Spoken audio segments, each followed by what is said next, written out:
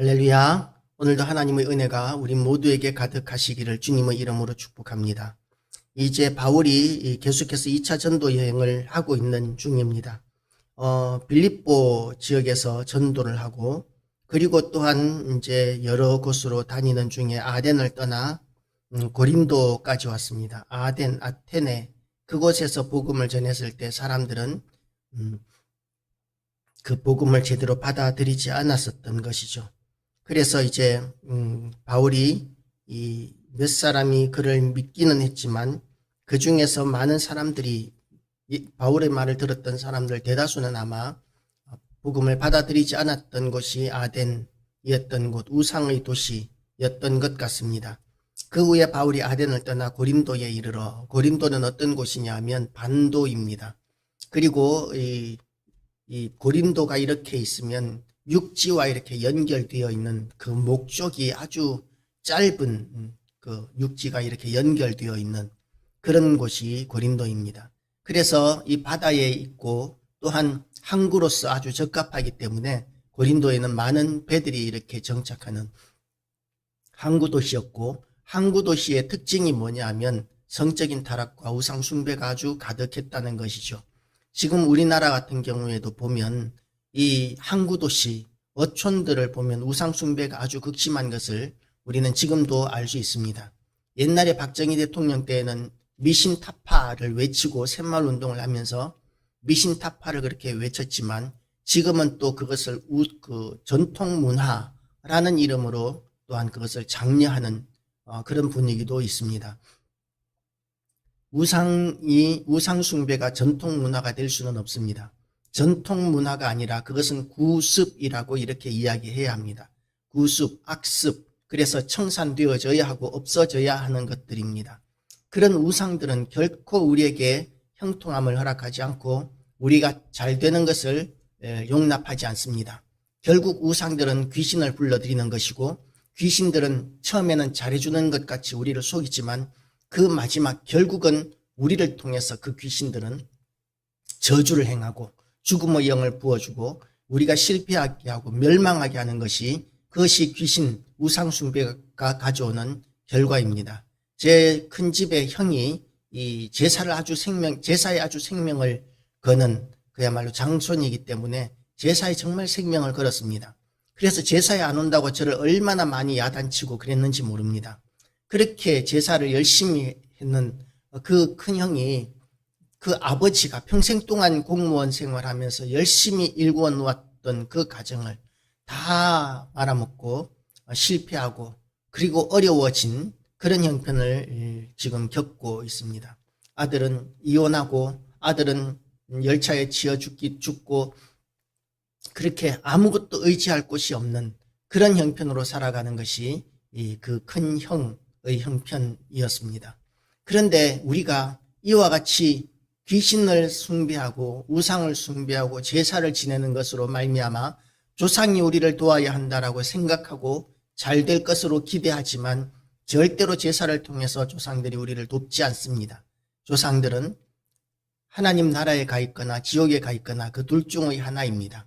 그러면 우리가 제사 지낼 때에 오는 것이 무엇이냐 하면 그 제사 지낼 때 오는 것이 마귀, 사탄, 귀신입니다. 마귀, 사탄, 귀신들은 우리의 조상인 것처럼 변장하고 오기는 하지만 그 제사밥으로 말미암아 우리의 대접을 받아서 우리의 삶을 형통하게 하고 복을 주는 것이 아니라 우리를 죽이고 도적질하고 멸망하게 하는 그런 악한 짓을 하는 것이 마귀와 귀신들의 역할입니다. 하나님을 대적하게 만들고 믿음을 버리게 만드는 그런 우상숭배, 그런 제사 우상숭배들을 우리는 구습, 악습인 줄 알고 우리가 결코 그런 것들은 가까이 하지 말아야 합니다. 오직 예수 그리스도를 붙들어야 합니다. 하나님만이 우리의 구원의 길이고 생명의 길입니다. 하나님께서 우리를 구원하시고 우리를 건지실 때에 우리는 겁날 것이 없어지게 되는 것이죠. 그래서 다른 것 의지하지 말고 오직 예수 그리스도만 의지하시고 하나님만 바라보시기를 주님의 이름으로 축복합니다. 고린도는 이렇게 우상숭배가 심하고 성적으로도 굉장히 타락한 곳이었습니다. 선원들이 오랫동안 바다 생활을 하다가 항구에 들어게 되면 항구에서 그런 향락과 방탕함, 음란함을 따르는 것이 일반적인 문화입니다. 그렇기 때문에 우리는 이 고린도 도시가 얼마나 음란한 도시인지를 알 수 있는데, 고린도 여자라고 하면 창녀를 일컬을 정도로 그렇게 방탕하고 음란한 도시였습니다.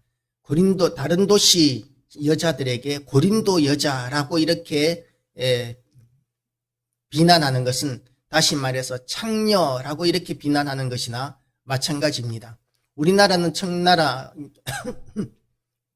말미암아서 이제 병자호란으로 수많은 우리나라의 아낙네들이 잡혀갔습니다. 그리고 세월이 흘러서 그 여자 많은 잡혀갔던 이들이 이제 조선으로 돌아오게 되었는데, 그런데 이 돌아온 많은 여자들을 그렇게 억울하게 전쟁에 남자들이 져가지고 잡혀갔다가 돌아온 그 고생했던 그 여자들에게 우리 조상들이 붙여준 이름이 환양녀였었습니다. 환양녀, 고향으로 돌아온 여자. 고향으로 돌아온 여자, 좋은 의미이기는, 좋은 뜻인 것 같기는 한데, 그런데 환양녀라고 이렇게 이름을 붙일 때 그 의도한 의미는 뭐냐 하면 더럽혀진 여자, 음란했던 여자, 그렇게 이제 의미를 가졌던 것이죠.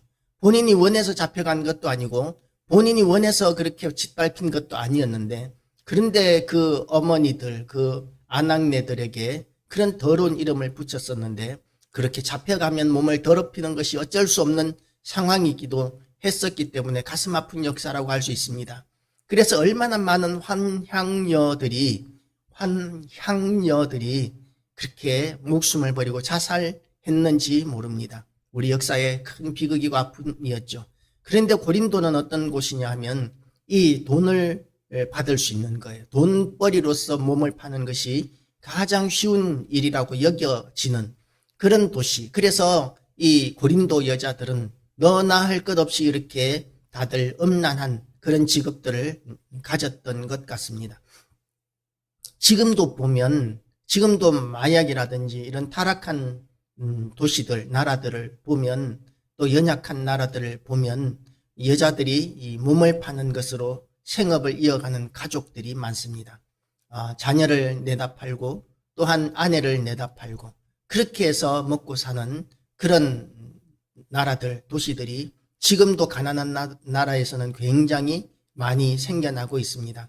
우리나라도 6.25 때, 6.25가 지나고 난 뒤에 얼마 안 되어서 가진 것이 아무것도 없고 할 수 있는 것이 아무것도 없을 때 사창가를 통해서 그들을 양공주라고 불러가면서 외화벌이 수단으로 국가에서 장려하기까지 했던, 음성적으로 이것을 장려하기까지 했던 그런 부끄러운 역사가 있습니다.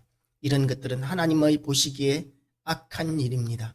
아무리 절실하다 할지라도 악한 일입니다. 고린도가 그런 도시입니다. 그래서 고린도 전설을 보면 고린도 교회가 그렇게 음란하고 그렇게 타락한 것에 대해서 바울이 얼마나 책망했는지 모릅니다. 아무리 도시가 그렇고 온 세상이 그렇다 할지라도 우리가 복음으로 돌아오고 신앙을 가지게 되면, 하나님의 백성이 되면, 그러면 이제는 달라져야 합니다. 세상이 다 그렇기 때문에 우리도 어쩔 수 없어 라고 이렇게 이야기하는 것은 핑계거리가 될 수 없습니다. 우리가 다 타락하게 되면 어떤 현상이 생깁니까?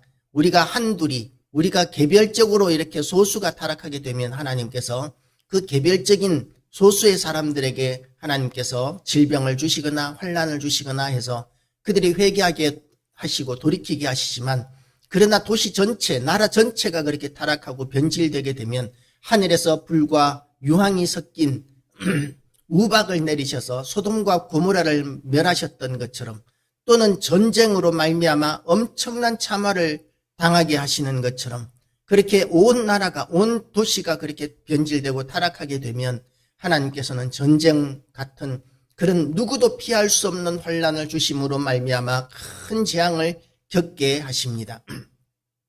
그래서 그런 일이 일어나지 않게 막아설 수 있는 최후의 보루가 누구냐 하면 교회와 성도들인 것이죠. 그래서 우리는 이 시대의 소금과 빛으로서 이 세상을 지키는 그런 역할들을 해야 합니다. 그런 역할이 뭐냐 하면 복음을 지키는 것이죠. 말씀대로 살아가는 것입니다. 그렇게 말씀대로 살아가기를 결단하는 우리 모든 교회와 성도 되시기를 주님의 이름으로 축복합니다. 그래서 이제 이 고린도에 와서 그곳에서 아굴라라 하는 본도에서 난 유대인 한 사람을 만나니 글라우디오가 모든 유대인을 명하여 로마에서 떠나라 한 거로. 왜냐하면 이 시대에 유대인으로 말미암은 반란이 한번 일어났었거든요. 그래서 유대인들을 이탈리아로부터 다 로마에서 떠나게 되었고, 이 사람 가운데 이제 고린도로 온 사람이 있었던 것 같습니다. 그리고 생업이 같으므로 함께 살며 일을 하니 그 생업은 천막 만드는 것이더라. 바울은 때로는 선교 여행을 하면서 어떤 지원이 끊겨지면 그렇게 천막 수선을 하면서 이렇게 생업을 이어가면서 사명을 감당하기도 했었습니다. 그런데 그러는 가운데서도 열심으로 복음을 전했던 것이죠.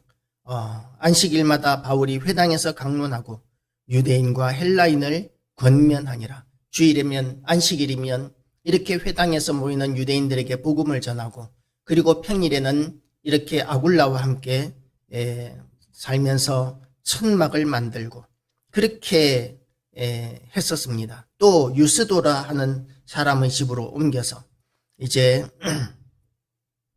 또 그곳에서도 그 사람과 함께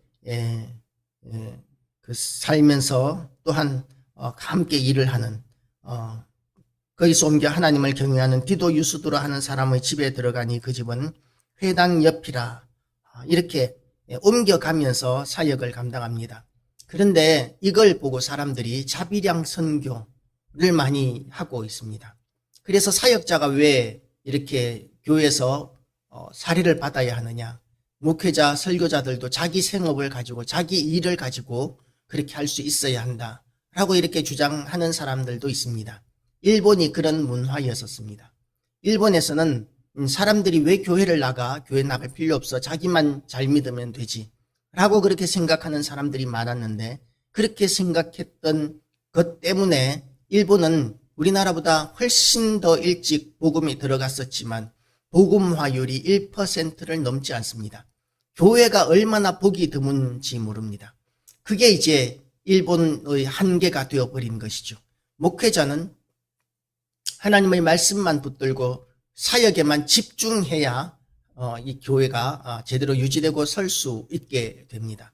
지금은 이제 많은 교회들이 연약해지고 어려워지게 되니까 많은 목사님들이 투잡을 합니다. 그렇게 많은 목사님들이 투잡을 하는 것을 비난할 수는 없지만 그렇게 투잡을 하면서 교회가 부흥하고 일어서기는 정말 어렵습니다. 목회에만 전념해야 말씀 준비도 좀 더 충실해지게 되고, 그리고 성도들을 돌아보는 일도 좀 더 잘할 수 있습니다. 그런데 투잡을 하게 되면 이렇게 마음이 갈리게 되면서 시간도 빼앗기고 체력적으로도 한계가 있고, 그렇게 되면서 목회의 모든 부분, 말씀과 기도와 또한 사역 모든 부분에 있어서 이렇게 연약한 모습을 가지게 되고, 그렇게 되면 교회와 성도들이 다 손해를 보게 되는 것이죠. 그래서 하나님께서 레위인들에게는 오직 사역에만 힘쓰고 가르치는 것과 하나님 앞에 제사하는 것, 이런 것에만 집중하고 다른 생업을 주지 않으셨습니다. 그것처럼 하나님의 말씀을 맡은 자는 온전히 말씀에 집중하는 것이 옳습니다. 불가피한 상황이 아니라면, 절대적으로 불가피한 상황이 아니라면 하나님 앞에 이렇게 집중하고 그리고 말씀만 붙들고 사역에만 붙드는 이런 것이 바람직한 모습이라고 할 수 있죠. 그 일을 그래서 교회는 기도로 살아가야 합니다. 기도하지 않으면 우리가 하나님의 도우심을 얻을 수 없습니다. 어려울수록 하나님 앞에 더 기도해야 하고 어려울수록 하나님께서는 더 속히 응답해 주실 것입니다.